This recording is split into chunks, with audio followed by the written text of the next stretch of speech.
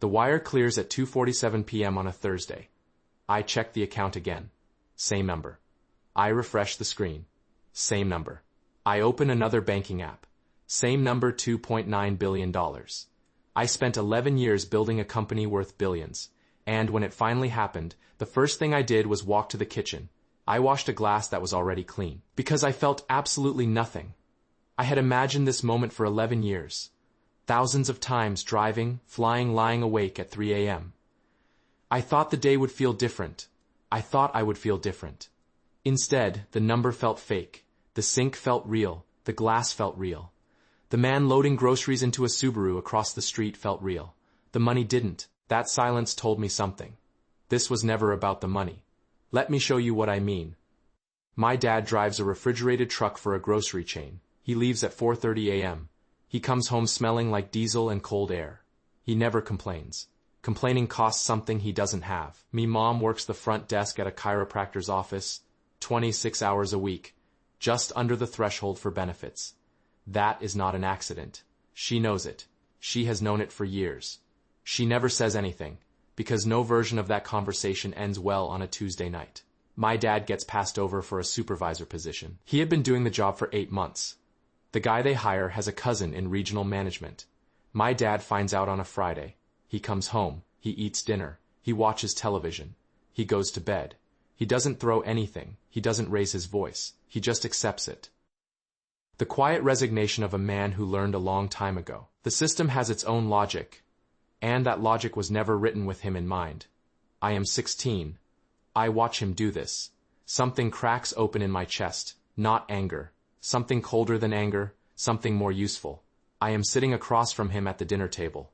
The wobbly leg is propped up with folded cardboard, the same cardboard that has been there for 2 years. In that moment, I understand something. Nobody taught me. The ceiling my family keeps hitting isn't made of talent, or effort, or character. It is made of access, of information, of knowing which doors exist before you need to walk through them. Right there, quietly, without telling anyone, I make a decision. I am going to learn where the doors are. I leave for college. Pell Grant, 2 subsidized loans. I graduate, logistics degree, $34,000 in debt. I get a job, supply chain coordinator, $47,000 a year. And I notice something, a gap between what the software does and what it could do. That gap looks like a business. At 24, I leave to build it. And I fail. The first version of the product, nobody wanted it. Not because it was bad, because nobody cared. That hurt more than I expected. 6 months building something the market ignored. I rebuild. I try again. This is the first time I understand what fear actually feels like. Not the low hum from childhood, something sharper. Something that settles behind my sternum. Something that wakes me up at 5 a.m. for no reason. Month 8. I open my bank app. $3,400. That is it. Not profit, not runway. Everything, every decision, every risk, every plan, reduced to a number small enough to fit on one screen. One client is considering canceling. I take a part-time consulting gig to cover rent. I work on the product at night, on weekends, during lunch breaks, sitting in my car in a parking garage. It is July, Ohio. The heat makes it hard to think. I eat a lot of rice, not because I can't afford other things, because the mental energy of deciding what to eat. That is a luxury I can't afford right now. The client doesn't cancel. By year 3, I have 4 clients. Zone employee, AA product that actually works. A niche nobody else thought was worth building for. I raise a seed round. $800,000. The wire hits my account. I stare at it for a long time. Then I go back to work. Because the number doesn't feel real. But the work does. At 28, a relationship ends. She isn't wrong. She says I was there. But I wasn't present. There is a difference. She names it clearly. I don't have an argument, because she is right. I take 2 days. Then I go back to work. I don't know what else to do with the feeling. Year 6. Everything almost ends. Payroll is due on a Thursday. Bridge funding hasn't cleared. I spend 72 hours making phone calls, sending emails, sitting very still in a conference room at 7 p.m., waiting for a call that may not come. It comes at 12:47 a.m. I don't celebrate. I send the payroll file, I sit in the dark for a while. Then I drive home. At 32, the doubt hits differently. At 24, it was loud. Almost energizing. At 32, it is quiet. It sits with me at breakfast. It doesn't argue, it just asks calmly whether the people who stayed were actually smarter than me, whether the mortgage, the weekends, the ordinary comfort, whether that is the more honest answer. I don't have a response. I just keep going. The acquisition conversation starts in September.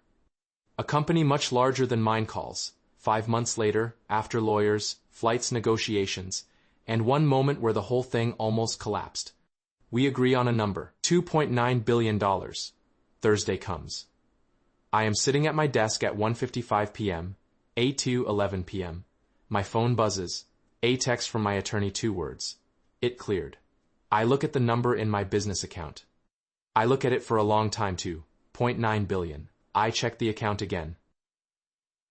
Same number. I refresh the screen. I open another banking app. Same number. For 11 years I thought this moment would feel like winning. Instead it feels like staring at a foreign language. I set the phone down. I walk to the kitchen. I fill a glass of water. I drink it standing at the sink. I look out the window at the parking lot across the street. A man is loading groceries into a Subaru. He struggles with a bag that is too full.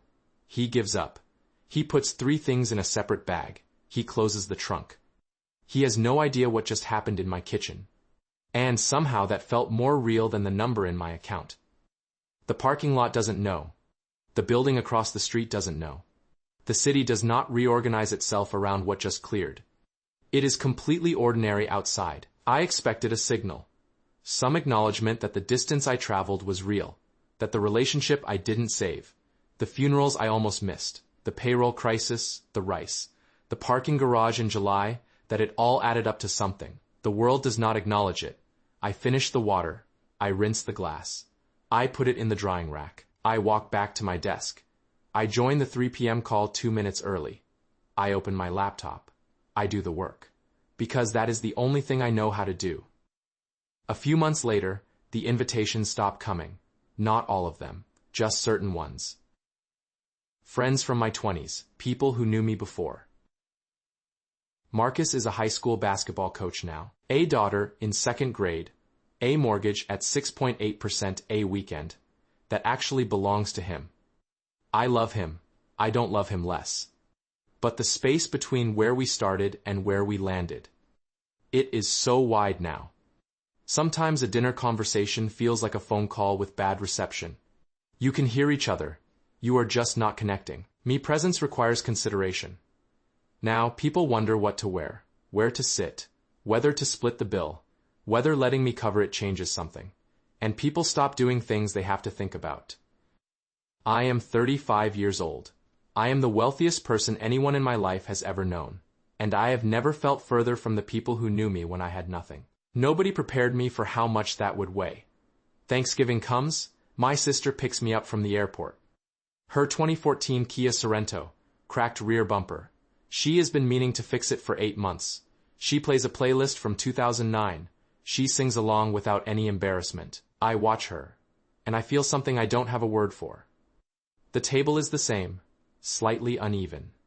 Samanon has put folded cardboard under the short leg. The same solution from 30 years ago. I notice it and I have to look away for a second. My mom looks older. Not dramatically. Just the specific kind of aging 40 years of low-grade financial stress. The carrying shows up in the body. I watch her at the grocery store on Wednesday morning. She picks up a container of whipped cream. She checks the price. She puts it back. She picks it up again. She checks the price again. She puts it back. She picks it up a third time. She puts it in the cart. Grocery prices are up 22% from 5 years ago. I know this. She knows this differently. I could buy the entire grocery store, and she was still deciding whether she could afford whipped cream. I could write a check before dinner, and every financial concern she will ever have. I have thought about it. I have almost said it out loud 3 times, and I have stopped myself each time. Because money given wrong doesn't just help. It restructures the relationship in ways that cannot be undone. I am terrified of losing the version of her that existed before the wire cleared, so I pay for the groceries. Just the groceries. She says I didn't have to do that. I say it is nothing. We both know it is not nothing. In January, I buy a house in Nashville. Not a compound, not a statement, just a house, a porch, a yard. I think maybe I can finally stop. 6 weeks later, I discovered something that scared me more than running out of money. One morning over coffee. I noticed something. My mind was already running, already calculating, already scanning for the inefficiency, the gap, the thing nobody else is paying attention to. I haven't opened my laptop. I am just sitting there with a cup of coffee, and the engine is running anyway. Idling at a frequency I have had so long, I stopped hearing it as a sound, just like I stopped hearing the low hum in my childhood house. That morning I realized something. The engine was never about the money was just the metric, the proof that the engine was working. But the engine itself was built much earlier. At a wobbly table on a Friday night, watching my dad absorb a defeat. The system handed it to him like it was inevitable, like it was just the way things were. The engine was built from the specific anger of a 16-year-old, who decided very quietly that he was going to learn where the doors were. I solved the financial problem completely, permanently. But the engine was never running on the financial problem. It was running on something older. Something that doesn't check your account balance. Something that doesn't know the wire is cleared. I go back to work not because I have to. Because the alternative is sitting with an engine that has no load, and that turns out to be its own kind of unbearable. But something is different now. I am not building for survival anymore. I am building for the starting line. Somewhere in the last decade between the $3,400, the parking garage in July, the payroll crisis, and the glass of water at 2:11 p.m. I crossed the line. My family stood in front of for 3 generations. Crossing it means something specific. My sister's daughter. She is 7 years old. She has my eyes. She has no idea what a Pell Grant is. She will probably never need to know. They start somewhere different, not easier necessarily, but higher. The coffee can is gone. Not literally. My mom probably still has it somewhere. Empty, shifted to the back of a cabinet, but the function it served. The hiding place. The emergency reserve. The physical symbol of a family that didn't trust the system. That is gone. I replaced it. With a fact. An irreversible structural change. To what my family's baseline looks like. The median American household has less than $8,000 in liquid savings. The bottom 50% of households hold about 2.5% of total U.S. wealth. Those numbers are the water my family swam in for generations. My kids will not swim in that water.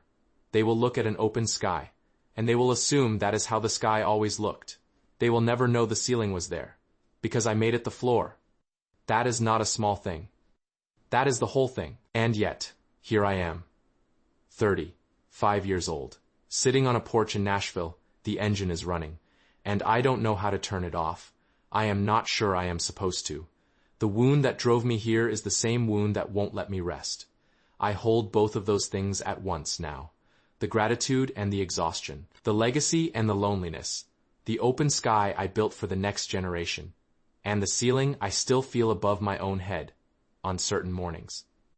Even though it isn't there anymore, the financial problem is solved. I just don't know what to do with the person who solved it. I will not remember the exact moment the wire cleared. That surprises me. I will remember the man loading groceries into the Subaru, the clean glass in the drying rack, the folded cardboard under the table leg at Thanksgiving. 30 years later, the family has changed. The money has changed. The world has changed. And there it is. Still folded under the table leg, holding the weight. Just like it always did. What I understand now is this. The engine was never a problem to fix. It was the price of the ticket. I paid it across a decade. In hours. In relationships. In ordinary Thursdays that nobody will ever see, or name. Or congratulate me for. My kids will not pay that price. That was the point. But here I am, Tuesday morning, nowhere to be. Nothing urgent. And the engine is still running. Still scanning. Still looking for the next door. I gave them the open sky. I just don't know yet who I am without the ceiling. I spent 20 years trying to break through the ceiling. I never realized the ceiling would come with me, not above my head. Inside it, I thought money would set me free. Instead, it revealed something I never expected. The cage was never around me. The cage became part of me. I spent 20 years trying to escape it. Nobody warned me that one day the ceiling would disappear, and I would still be looking up.